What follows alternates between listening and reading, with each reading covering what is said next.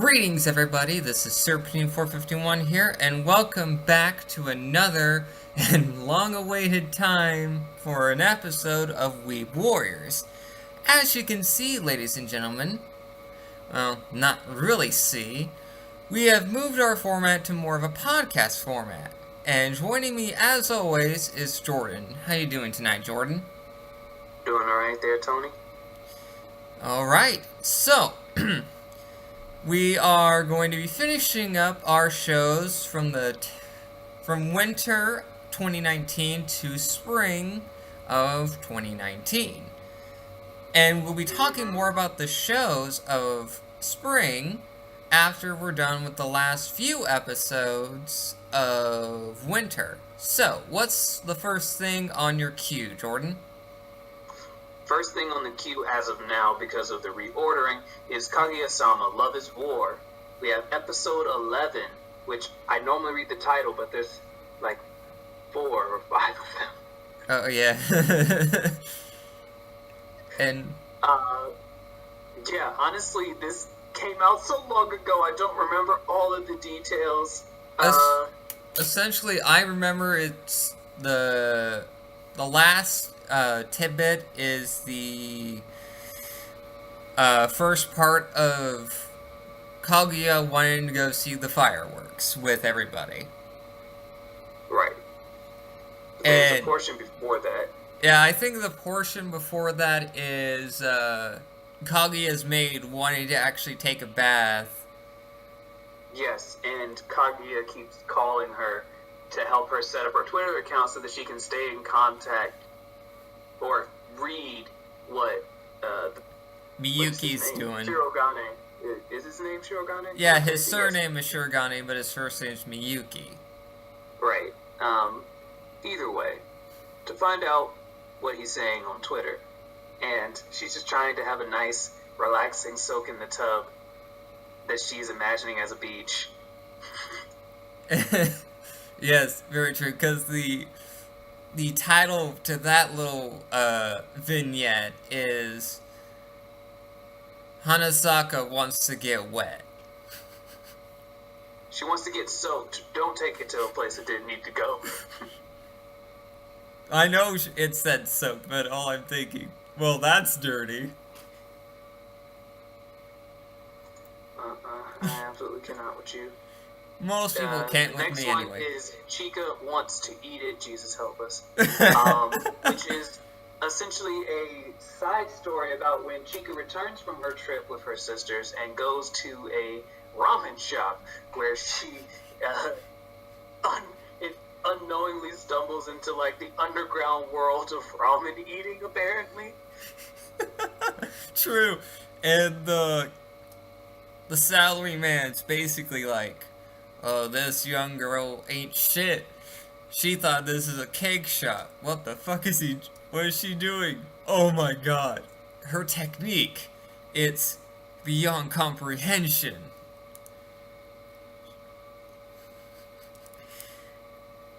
Her ramen switch was flipped. That's all that happened. Yeah, but apparently she is one of the, like, 5. Also, there was, like, a strange moment of sexism where it's like women can't overcome the smell of garlic. I didn't understand what was going on with that one, but whatever, right? I didn't know a damn thing about that, so... Yeah. And then the last portion, as I understand it...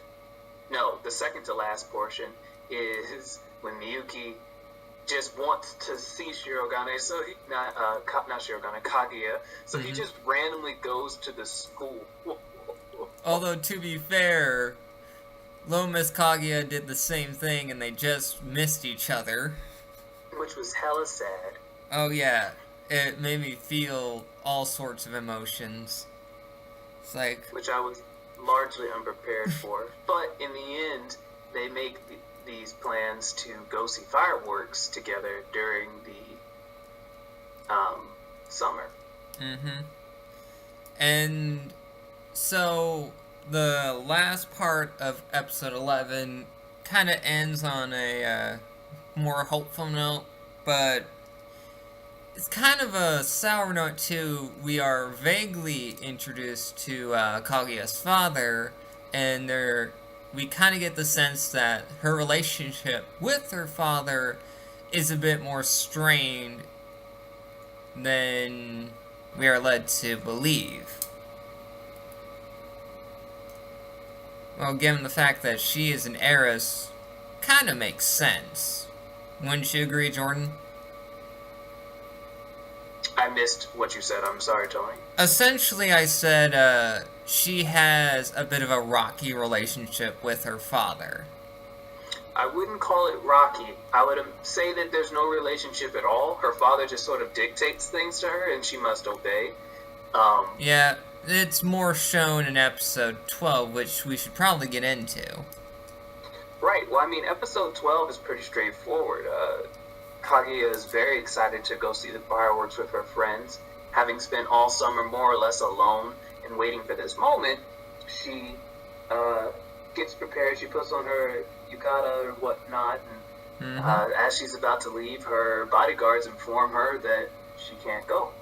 Because her dad pretty much said, nah, you ain't doing shit.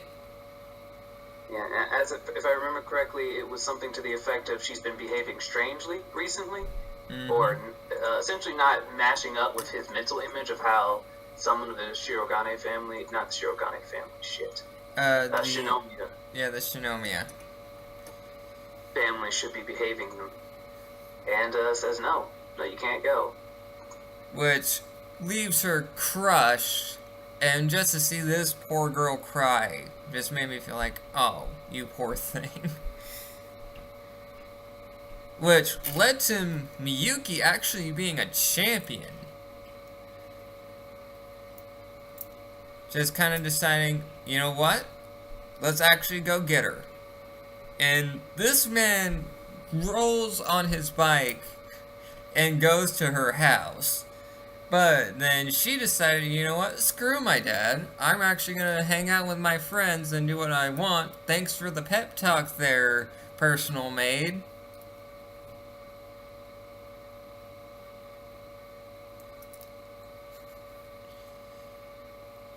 And hell... Sorry about that, you cut out, I couldn't hear you. So basically I was trying to say, Shirogane went to Kaguya's house to try to go get her, but Hanasaka pretty much did Kaguya a solid and impersonated her while Kaguya, runs out to meet her friends for the fireworks festival.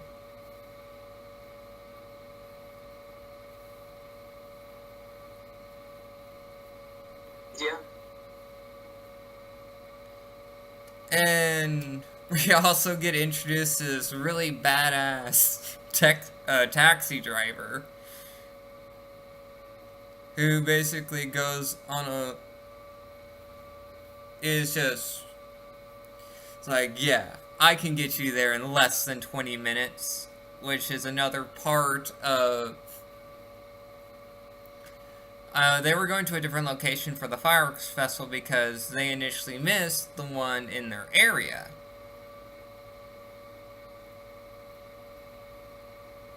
And so they basically kind of make it to where they need to go. They were able to see the fireworks. It was a grand old time. And the series ends on a very lighthearted note where the two idiots that are our leads are basically trying to work up the courage to talk to each other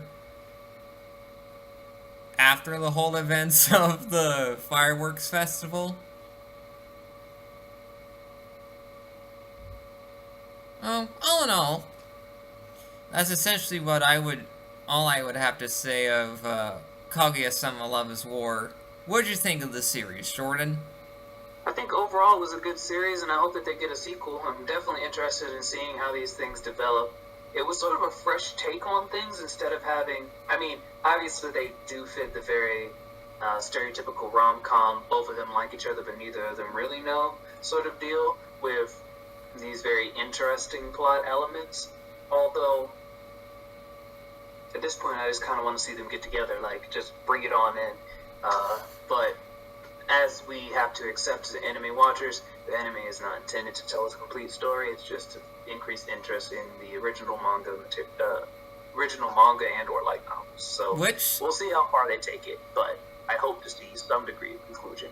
Oh, I vehemently agree with you. And the source material, which is the Kaguya Wants to Be Confessed to manga, is an enjoyable read. Much like its anime adaptation, where we're introduced to more characters. We actually get a side story, a romantic side story with our boy Inugani.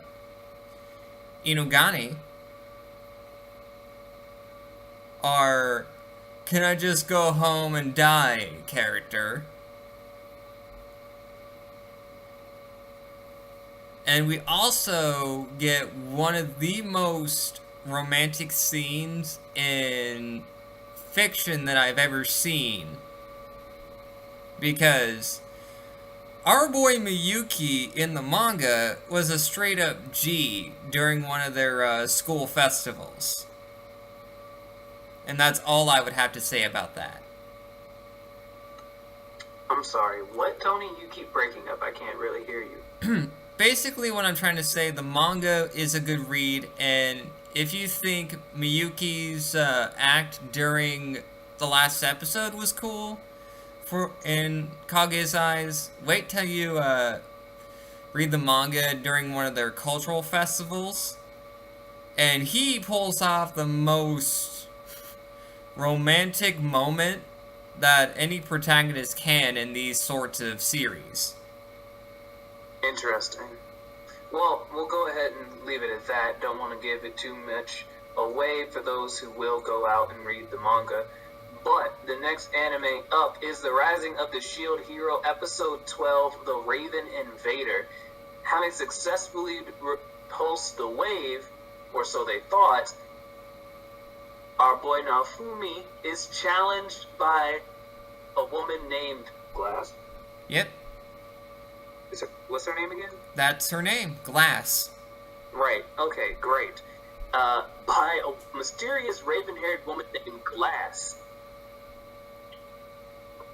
Glass says that she is about to start the true battle of the wave and begins beating the ever-loving shit out of all of the heroes, save Naofumi and his Philo and Raphtalia. The other heroes get their ass handed to them on a plate. Mm-hmm. Yeah, they get destroyed, and they get disrespected quite a bit. It's hysterical, actually. And it really just goes to show that through all the time that they've been spending with all the resources they've been given, they haven't actually improved at all. Very They've true. just gone and accumulated flashy powers, but they don't have any of the substance behind them. Oh yeah, definitely true. And I like the fact that Glass looks at the other heroes as, oh, you must be Naofumi's servants. Well, because, I mean, Naofumi is an actual hero. Like, he has actual content. Oh yeah, this is true. And at least, because we'll get into episode 13 in a bit, well, I'll be describing what happened in episode 13, but we can at least give some of the other heroes some credit. Motoyasu, we can't really give him credit because, I mean, he's led more by his carnal desires than anything else. Motoyasu's a damn idiot. He is a damn fool. But Rin and Itsuki, to an extent, actually have some form of intelligence connected to them.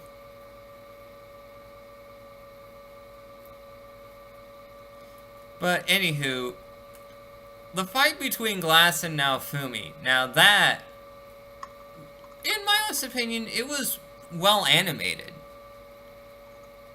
I mean, the scene in the manga and light novel was fucking great, and to see it animated was actually brilliant. That they did this fight justice comparative to the anime. Comparative to the manga. Yeah, I don't really know what else to say. I think that the series as a whole, as we, this next episode marks the halfway point, essentially, Mm-hmm. Very for the true. series. I think that they've done a very good job of adapting the manga and have told a very compelling story.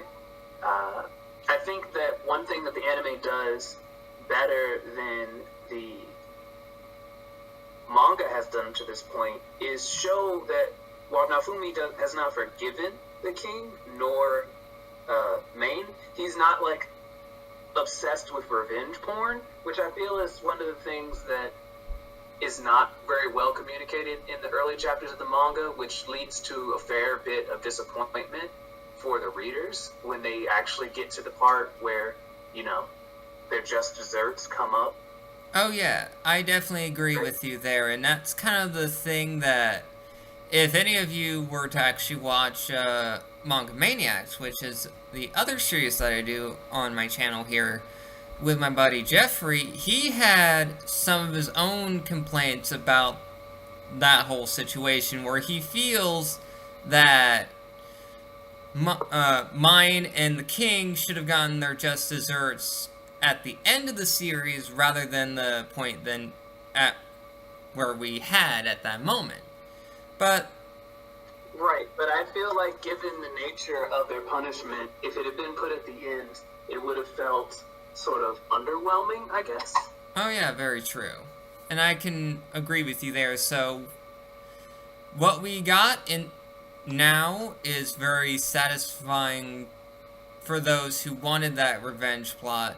And I kind of understood that the series itself is not meant to be a revenge story at its core. It's meant to be a story about heroes actually doing hero shit. Or at least one guy trying to actually rise to be a hero. And Glass here proved to be a very capable opponent in that sense. Which I'm looking forward to seeing some of the other auxiliary weaponry. Which the island arc. Yeah, although I think that the anime introduced shield accessories earlier than they were introduced in the manga. But it is an interesting mechanism for Naofumi to diversify his. Right, yeah. Someone really should have given Naofumi like a primer on how to use the legendary shield, because there's one shield that he gains later on that I'm not going to talk about, because when people see it, they're going to be like, really? But like, it should have been the first shield he ever got. Ever. Yeah, so true. Tony, matter of fact, we're moving on to episode 13. Tony, go ahead and give me your thoughts. I haven't seen it yet. Okay, so essentially this is the beginning of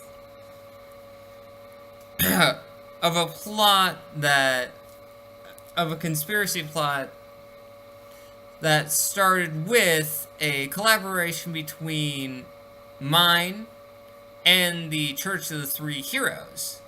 So their plan was to implicate Naofumi and his crew of kidnapping Melty.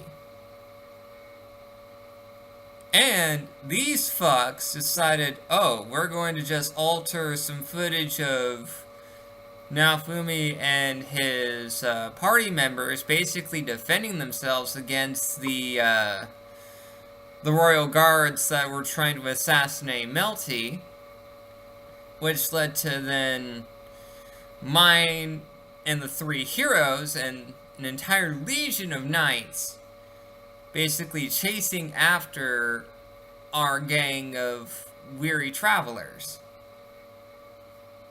And, oh, Lord Jesus. I can't handle Motoyasu and his weird angel fetish. Well, honestly, Motoyasu has some very strange and unholy fetish. I mean, I don't know what to say about him. He does very odd things.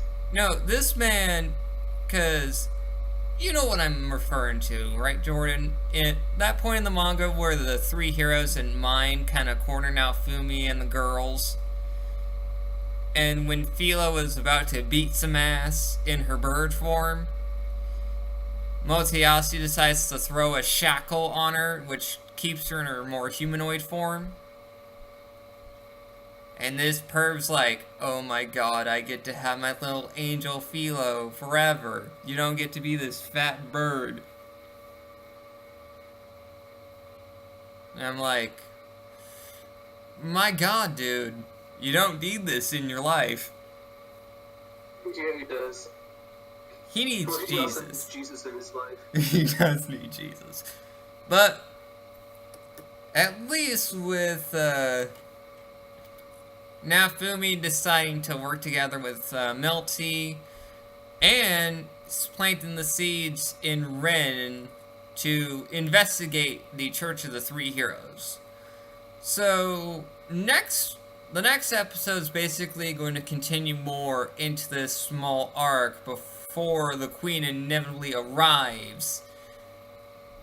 And our favorite scene coming in. Oh, I can't wait to see this animated, Jordan. I am so prepared for it. I am ready. My body is ready for it.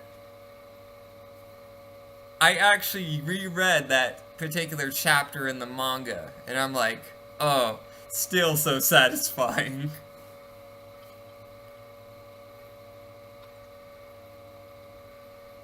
So, anyway, that's Shield Hero. What's next on the queue, Jordan?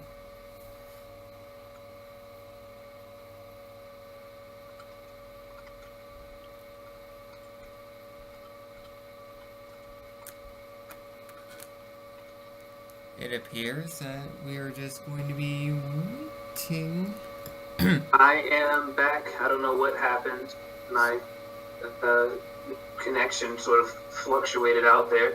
Up next is episode 11 of Magical Girl Specs Ops Asuka. Episode 11 is the Magical Girls and This Beautiful World.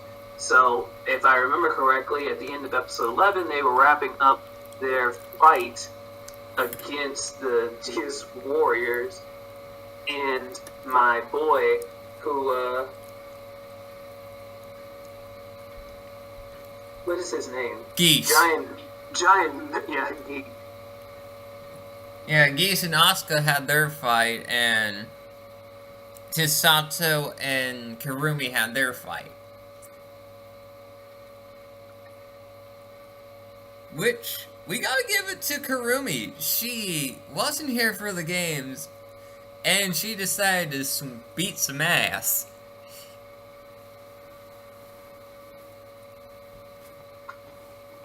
You can say the same thing. No, Kurumi put in work, but I guess that's what happens when you're like a secret, the not so secret lesbian yandere, right? True. True. Yandere. Yep. However it's pronounced. Yep. And then we gotta give the badass of the season award to our girl Asuka. Even with one arm, she decided, I'm going to kill this big fucker.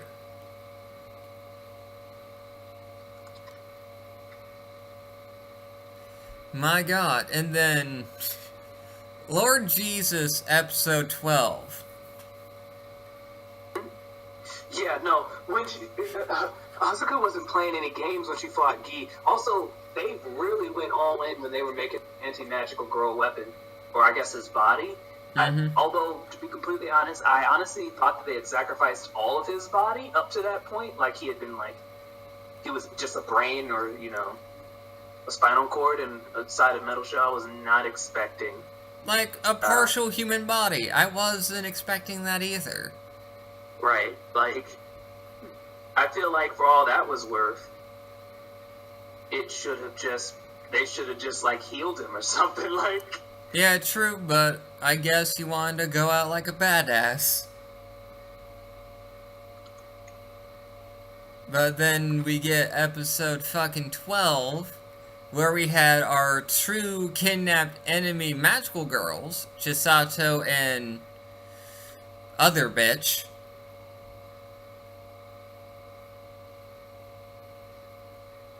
And Jesus, Kurumi put them through an extensive amount of torture. Yeah, no, Karumi, she's not out here for the bullshit. I don't know what happens. Like, I guess that's what happened when you get picked on too much. I don't know, but she definitely lost her absolute shit. Well, at least their conflict is over for now, and then... Well, we also get a flashback of everybody when the war initially happened, and Kurumi's basically asking, well, hey, what's everyone going to do after the war is over? So, everything kind of ended quite nicely for a rather gruesome and awesome show. And of course, they had to add the villains deciding to have a Yuri sex scene in there. I'm like, of course you had to add that in. Because we didn't understand there's a bunch of, like, lesbian shit going on around here. Although, to be fair, I love that shit, so I'm not complaining.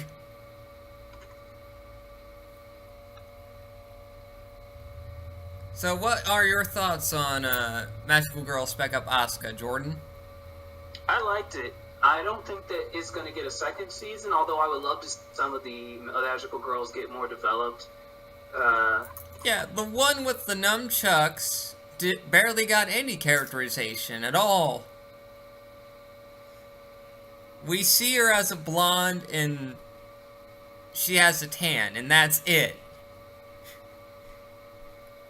Barely anything. I would love to see this series get a continuation in some way or form.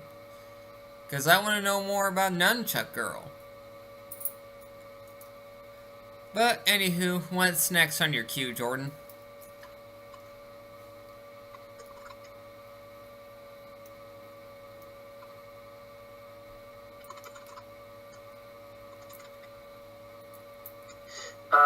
Next on the queue is Day A Live, Episode 11, Angel of the Starry Night, and Episode 12, Make Shido Swoon.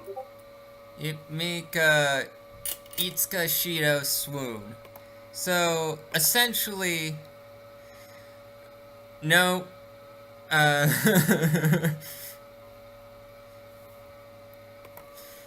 Well, we're actually going to be getting a surprise guest here, everybody. We will be getting our good friend Jay here in a moment, since he doesn't fully get the concept behind our new setup here. And that way he and I can actually talk about The Promised Neverland like we intended. Lord Jesus. But let's actually finish Day Live Season 3. So episode 11 is the end of Origami's arc, right? Yes, so Shido finds out that Origami, even though he went back in time, killed himself literally to save her, she still ended up becoming Inverse. Metatron, or I guess Satan. Satan. Yeah, she still became inverted. And when he went and tried to figure that out in this lifetime, that her personalities met, they tried to the sad one that knew that she killed her parents tried to consume her, and then obviously your boy Shido broke through that, saved her, and she returned to her original personality. Which the ending of episode 11 of that was fucking hysterical, where she's like, I'm not gonna let him go, he actually saved me from myself. And she actually had this very sweet look on her face where she's like, yep, I love this guy.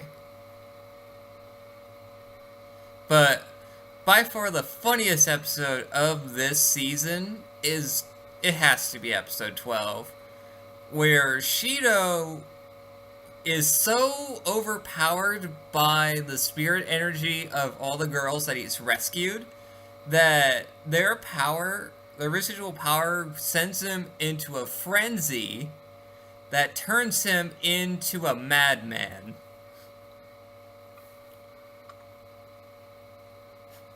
But you got to admit, Jordan, it was fucking hilarious to see Ellen get hit on by Shido.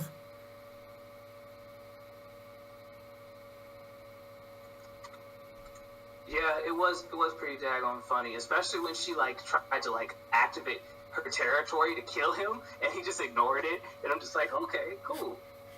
It's like, yep, your defense ain't shit. And so their new plan is to basically have the girls rescue Shido and have him fall for them. And of course, in typical harem fashion, the start of this whole shindig has to have them all in swimsuits. Which, I gotta admit, Kaguya and Yuzuru being the first ones to try to make him swoon is pretty damn funny. But, all in all, they inevitably rescue Shido from his plight. And everything kind of ended rather smoothly. Yeah, more or less. Yeah, I think this was a great addition to the series. It was yet another great season. So, if they were to make another... For me, one of the things going from season 2 to season 3 is, given the time between them, I didn't know what the hell happened to Karumi for the whole first half. Oh, yeah, and true. then when she reappeared, I still didn't really know what happened to her. But I was just like, I'll just look it up later. Yeah. But it's still nice to see these characters doing what they normally do. And if we get another surprise season of Date A Live, you bet your money that we would be watching it. But, what's next on your queue, Jordan? And we should probably let Jay know that if it's either Mob Psycho 100 or after we're done with these initial reviews, he and I could talk Promised Neverland. Right. Well, the last one on the queue is actually Mob Psycho 100. Alright. Nice, that's my cue. Cool. Yes. What's up, guys? Sup, my friend? What's up? Yeah, man, Mob was definitely one of my favorites of the season, by far, in my opinion. Yep, so Jay, I just... have to agree with you there, Mm-hmm. for the simple fact that, like, Kageyama has the most character growth throughout this season that I have seen in pretty much all Of anime, yeah. Oh, no, yeah, and also, legit. Just from a technical standpoint, side note, why did they animate everything so damn well? Like, you can't tell me that that scene of Reagan eating his burger wasn't just, like, fucking crisp for no reason at all. Oh yeah, it was pretty clean. But Jay, here is a new setup for the show. It's going to be more in a podcast fashion, where I actually decided to download a free voice recording software. Yeah, I read the notes in the anime section, that's all. Alright, thank the Lord, you're aware of the situation. But, I gotta admit, these last couple of episodes for Mob were just brilliant. I absolutely loved it. Like Jordan said, the character development for Mob / Shigeo or whatever you want to call him, Kageyama, was absolutely phenomenal. Like from start to finish, and it's crazy, especially looking at the beginning. This shy, awkward kid who barely talks to anybody now has so many friends and is able to like actually hang out with people, function socially.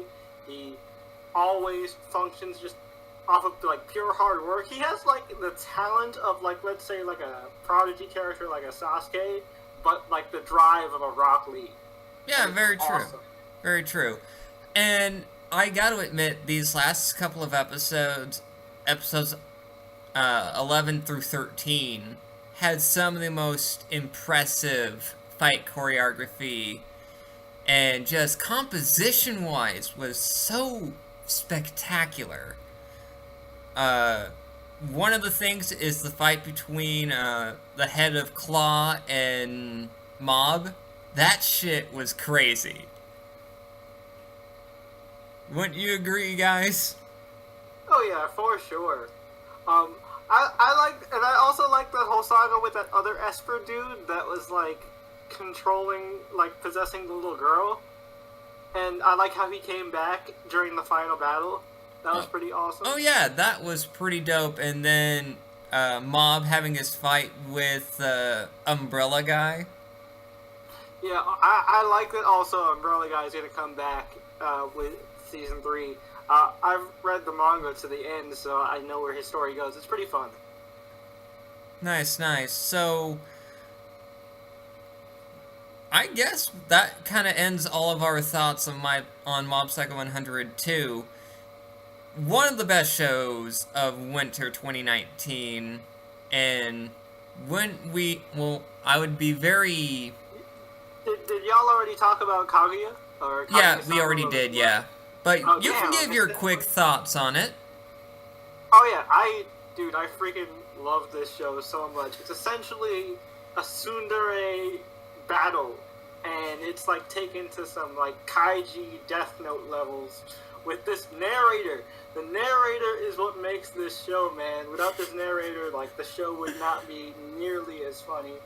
I love all the character dynamics between Kaguya, Miyuki, Chika, and Ishigami. I was like, Ishigami. And yeah, I told Ishigami. Jordan that our boy Ishigami gets his own little romantic subplot in the manga. Yeah, I think that's going to be cool. I hope they expand it and give it a season 2. I thought it was a really fun one. Oh yeah. I definitely enjoyed it. But back to Mob for a bit, I would really put my cards on the table and say that Mob Psycho 100 Season 2 was one of the best anime of the year. Or at least for me, anyway. Oh yeah. At least so far, yes. Like, obviously there's still a lot to go in the year. But we'll see. So, now let's get into The Promised Neverland, Jay, but since Jordan kind of stopped reviewing it, and I'm reviewing it for the sake of posterity, and you and I pretty much talked about it outside of Weeb Warriors, so now you can get the opportunity of actually talking about it. So, question first, Jordan, why did you decide to stop? Just kind of curious. Well, so it was actually something that we talked about briefly, and while I can witness children dying once or twice, I can't have it be the whole plot of the anime. I personally just couldn't do it. It was like watching Genocyber light. I got you. I was gonna say you sat through all of Genocyber. Yeah, I was confused by that too initially, but then I kind of just accepted it as it's just being the way that it is. This is one that I've been looking forward to for a long time. Jordan knows our buddy Donovan won't shut up about this manga.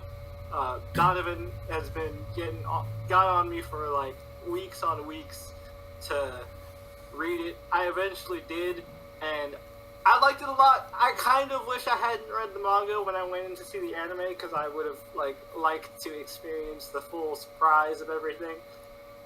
But it's great. I think it was pretty awesome. The opening is pretty fire. I like all the characters in Emma and Norman and Ray, even the side characters like Dawn, Gilda, and even Little Phil. The characterization for the people like Sister Crone and Isabella are amazing, especially towards the end of the season where you get to really see Isabella and she has that moment where she finally just breaks.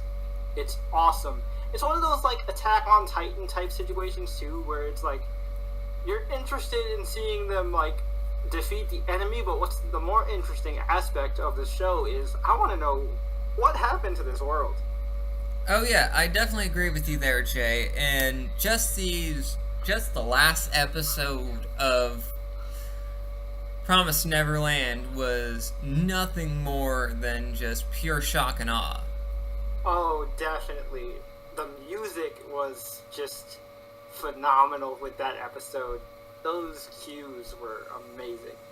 Oh, and just some of the revelations that were announced in that episode in particular, which is like, it's been a couple weeks, so I feel like we can go into spoilers, right? Yeah. We essentially do mini spoilers on the show as we normally do. We don't give a fuck. Yeah, so we find out that Ray is the biological child of Isabella. Mm-hmm. And that is freaking wild, man. Oh, yeah. Which lends credence to my theory that maybe Norman was set aside to be to be a stud.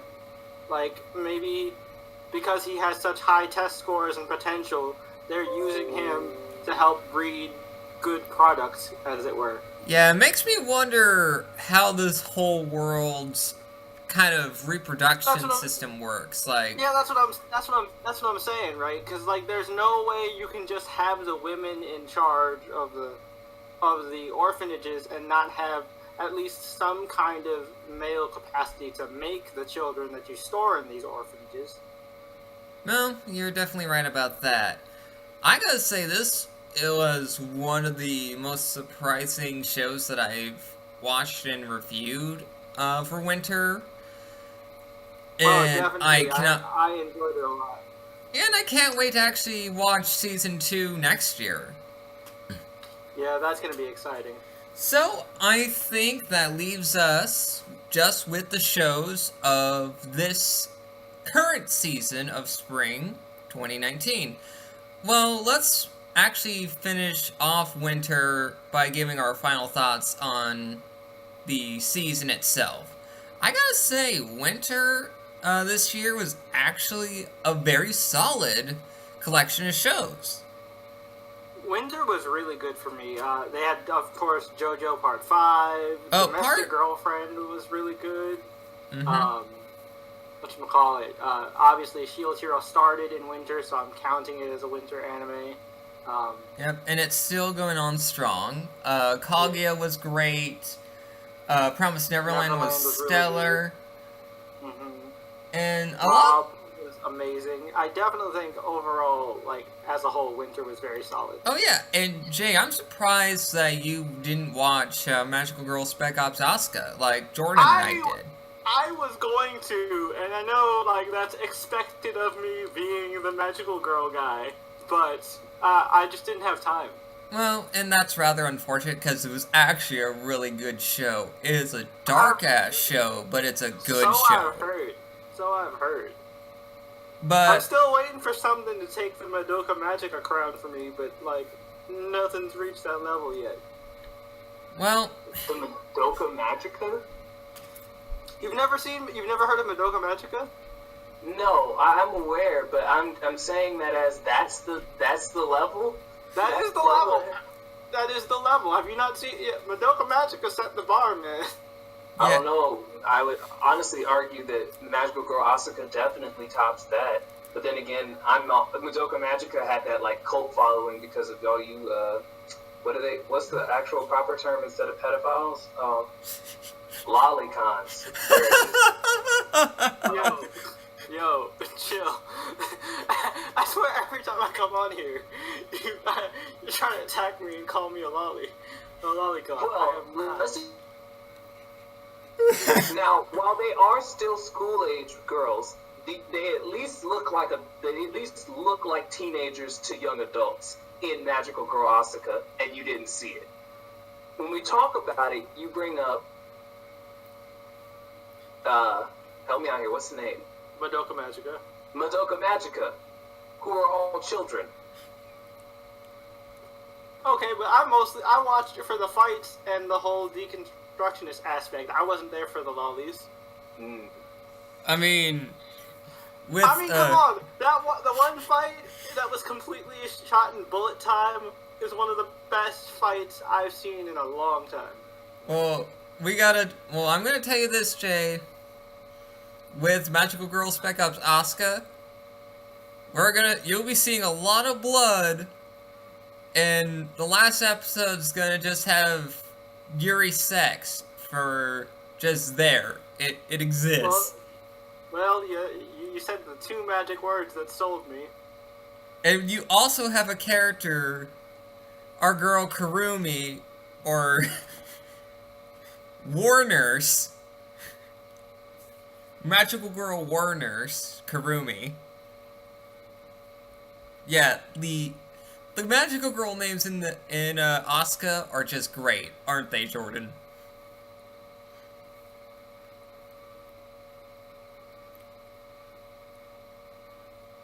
Hello? Oh, wait. Jordan got out. I am back. I heard about Magical Girl War Nurse Kurumi. Yep, just the code names in Asuka are great, aren't they? They are. What are they? Phoenix, War Nurse, Rapture, and what was Mia's? Just Cause. Just Cause. Yeah. Just cause. Because why not? Yeah, cause why not? And Kurumi is a fucking yandere lesbian for Asuka. Oh no. Oh yes, it's She's not great. a confirmed lesbian. It's just The way Kurumi acts, she really wants some of that sweet loving. mm-hmm. I don't like the way you said that. Nobody likes the way I say certain things. It's because my descriptors are, how should we describe them? Off. That's the best way I can put it. But would you guys have me any other way? You wouldn't be as fun. Very true. So, let's actually get into this season, Spring 2019. And that's my cue to hop out because I haven't watched anything of this season just yet. So have fun, guys. I'll catch Thanks. you later. Alright, catch you later there, Jay. What are we transitioning to? Spring.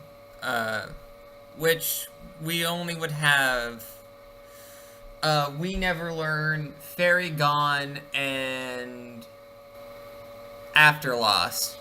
Because Stray Dogs doesn't come out until the 12th, and One Punch Man doesn't come out until the 11th.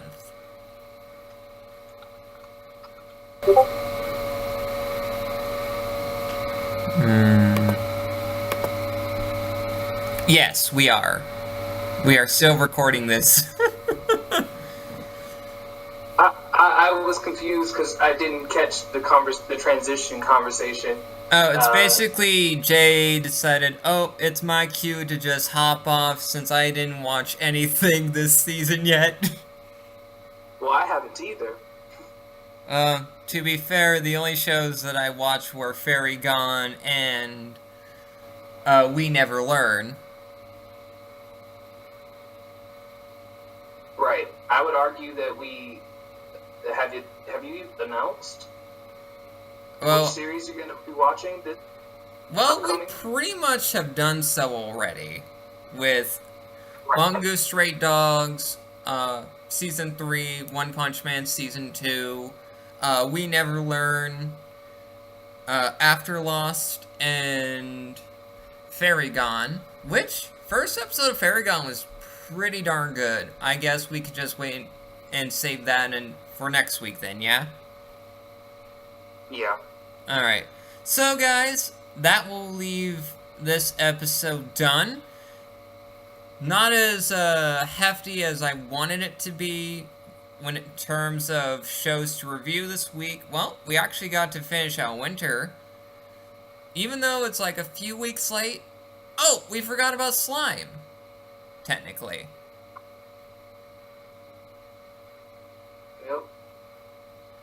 Let's just give quick thoughts. The show was great.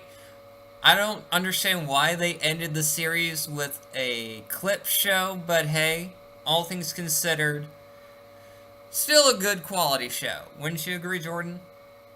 I would. Alright, so I'll catch you guys next week where we'll be excuse me. We'll be reviewing our selected shows for this season. And I hope you guys enjoy the new format, which hopefully will add some images and visual gags. It's going to be great. Well, catch you guys next week.